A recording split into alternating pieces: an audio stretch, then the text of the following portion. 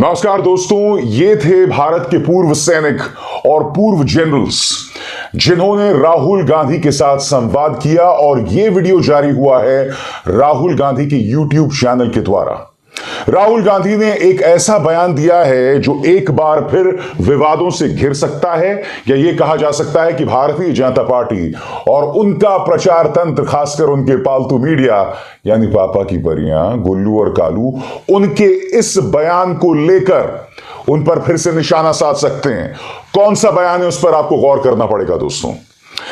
राहुल गांधी का कहना है कि राजीव गांधी के वक्त से ही भारत की विदेश नीति ऐसी रही है कि चीन और पाकिस्तान को किसी भी कीमत पर साथ नहीं होने देना है, मगर पिछले 8 साल की विदेश नीति ने We have not lost one man to Chinese engagement. China और पाकिस्तान एक हो गए हैं और कोई भी युद्ध होगा वो एक से नहीं होगा, दोनों से होगा, तो देश का बहुत बड़ा नुकसान होगा। To Indian territory with a clear bid to alter the status quo. या बाइट जो हमारा हिंदुस्तान का देश है उसकी बॉर्डर की सिचुएशन इंटरनेशनल सिचुएशन से लिंक्ड है। बॉर्डर की सिचुएशन ट्रांसफॉर्म हो गई। सच्चाई यह है कि चाइना ने हिंदुस्तान के 2000 स्क्वायर किलोमीटर लद्दाख में जमीन छीन ली है। वो हिंदुस्तान के बॉर्डर के अंदर बैठे हुए हैं। प्रधानमंत्री ने देश को झूठ बोला कि कोई अंदर नहीं आया। मैं आपको आश्वस्त कर रहा हूं, न वहां कोई हमारी सीमा में घुस आया है, न ही हमारी कोई पोस्ट किसी दूसरे के कब्जे में है। चाइना हमारी टेरिटरी, हमारी जमीन के अंदर आज भी बैठा हुआ है। तो स्वाभाविक सी बात है दोस्तों, कुछ दिनों पहले राहुल गांधी का वो बयान आया था जिसको लेकर जबरदस्त विवाद पैदा किया गया था और यह कहा गया था कि राहुल गांधी ने हमारे सैनिकों की तौहीन की, जब राहुल गांधी ने यह कहा था कि चीनी सैनिक हमारे सैनिकों की पिटाई कर देते हैं। अब उनका यह बयान क्या था मैं फिर से आपको पूरा सुनाऊंगा, वो एक अलग मुद्दा है, मगर राहुल गांधी सिर्फ सैनिक चेतावनी नहीं दे रहे हैं। उनका यह कहना है कि बिजनेस के मोर्चे पर भी चीन और पाकिस्तान एक साथ आ रहे हैं। हम ये ना भूलें कि पिछले 50 सालों में भारत की जो इस वक्त अर्थव्यवस्था है वो सबसे बदतर हालात में है। हमारे जो रुपए की कीमत है डॉलर के मुकाबले वो रिकॉर्ड स्तर तोड़ चुकी है। बात वहां नहीं रुकती। ये ना भूलें कि पिछले 50 सालों में बेरोजगारी को लेकर इतनी बदतर हालात नहीं रहे हैं। ऐसे में चीन और पाकिस्तान का एक साथ आना एक बहुत कड़ी चेतावनी है, एक बहुत मुश्किल का सबब होगी, और यही चेतावनी राहुल गांधी दे रहे हैं। फ्रंट मतलब चाइना पाकिस्तान टेररिज्म आज एक ही फ्रंट है, मतलब चाइना और पाकिस्तान एक हो गए और कोई भी युद्ध होगा वो एक से नहीं होगा, दोनों से होगा। ये दोनों अब एक साथ सिर्फ मिलिटरीली नहीं कर रहे हैं, इकोनॉमिकली भी काम कर रहे हैं। बेल्ट एंड रोड है, ग्वादर है, वो चाइना के लिए बहुत जरूरी हो गया है। जो चाइनीज इकोनॉमिक सिस्टम है वो टेक्नोलॉजिकली, फाइनेंशियली बहुत तेजी से बढ़ रहा है। हमारा जो इकोनॉमिक सिस्टम है 2014 के बाद स्लो डाउन कर गया है। हमारे देश के अंदर डिस्टर्बेंस है, लड़ाई झगड़ा है, कंफ्यूजन है, नफरत है। हमारी माइंडसेट अभी भी 2.5 फ्रंट वॉर की माइंडसेट है। हमारी माइंडसेट जॉइंट ऑपरेबिलिटी की नहीं है, हमारी माइंडसेट साइबर वॉरफेयर की नहीं है। India is now extremely vulnerable. China दोस्तों, राहुल गांधी ने इस मौके पर यह भी कहा कि मेरे जहन में सैनिकों के लिए सिवाय मोहब्बत के कुछ नहीं है। उनका यह बयान क्यों आया यह हमें समझने की जरूरत है। उनके बयान की वजह उनका वो बयान है जिसे तोड़ मरोड़ कर भाजपा और उनके प्रचार तंत्र ने पेश किया।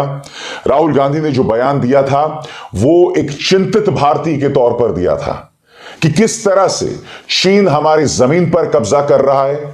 हमारे 20 सैनिकों की शहादत उसकी वजह से हुई और अभी हाल ही में तवांग में जिस तरह से मारपीट हुई उसका जिक्र राहुल कर रहे थे। मैं चाहूंगा आप उनके इस बयान को फिर से सुने, वो होगा कुछ देर बाद, मगर पहले सुनिए उन्होंने क्यों कहा कि मुझे अपने सैनिकों से बेतहाशा मोहब्बत है। Hit us jointly with Pakistan. I don't just have respect for you, I also have love and affection for you. You defend this nation. This nation would not exist without you. Nation would not exist without you. अब राहुल गांधी ने यह बयान क्यों दिया आपको समझना पड़ेगा, और वो भी सैनिकों की मौजूदगी में। वो इसलिए कि राहुल गांधी जानते हैं कि वो जो मर्जी कहें, भाजपा और उनका प्रचार तंत्र तोड़ मरोड़ कर उनके बयान को पेश करेगा। उनके जहन में हमेशा यह चिंता रही है और इसलिए उन्हें सैनिकों को कहना पड़ा कि आपके लिए मेरे मन में बेतहाशा इज्जत है। उनका वो बयान जो विवादों का सबब बना, जिसे तोड़ मरोड़ कर पेश किया गया, मैं चाहूंगा आप उसे फिर सुनें। But you know, before I came to this press conference, I was having lunch with my friend here. And I said to him that I bet you that the press will not ask me a question on China. I said, मैं आपसे शर्त लगा लेता हूं कि press वाले आज सब सवाल पूछेंगे, आगे पीछे दाएं बाएं, यात्रा, सचिन पायलट, अशोक गहलोत, सब पूछेंगे, मगर चाइना के बारे में एक सवाल नहीं पूछा जाएगा। जिन्होंने 2000 स्क्वायर किलोमीटर हिंदुस्तान का उठा लिया, जिन्होंने हिंदुस्तान के 20 जवानों को शहीद किया, जो हमारे जवानों को अरुणाचल प्रदेश में पीट रहे हैं, मैंने कहा हिंदुस्तान की प्रेस मुझसे इनके बारे में एक सवाल नहीं पूछेगी। सच था। राहुल गांधी ने सैनिकों से बातचीत के दौरान भी कहा कि इस वक्त देश के ऐसे हालात हैं कि नफरत को 24 घंटे न्यूज चैनल्स परोस रहे हैं। जी हां, राहुल गांधी, याद है आपको, लाल किले से देश से रूबरू हुए थे और लाल किले से रूबरू होते हुए उन्होंने यह कहा कि किस तरह से न्यूज चैनल्स जो हैं लोगों में बंटवारा पैदा करने की कोशिश कर रहे हैं, मगर जमीनी हालात कुछ और हैं। मैं राहुल गांधी की इस बात से बिल्कुल इत्तेफाक नहीं रखता हूं दोस्तों, मैं स्पष्ट कर दूं, जब वो कहते हैं कि जमीनी तौर पर हालात कुछ और हैं, मगर मैं चाहूंगा कि उन्होंने लाल किले से जो बात कही थी उसे सुने। इनके लिए बंद होते हैं। हिंदुस्तान के 2-3 अरबपतियों को 1 लाख करोड़, 2 लाख करोड़, 3 लाख करोड़ ऐसे दिया जाता है। ये बैंक के सामने जाते हैं, इनको धकेल के निकाल दिया जाता है। पूरा हिंदुस्तान जानता है भाई और बहनों, ये नरेंद्र मोदी जी की सरकार नहीं है, ये अंबानी अदानी की सरकार है।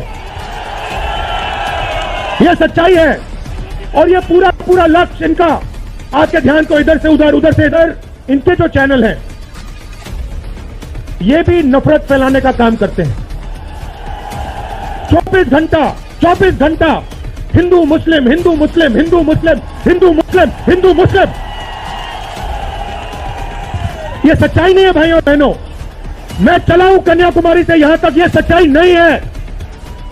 ये मीडिया में चलाया जाता है, फैलाया जाता है। कभी टीवी पे देखा कि देखो एक हिंदुस्तानी दूसरे हिंदुस्तानी से गले लग गया, कभी देखा? नहीं, कभी नहीं देखा।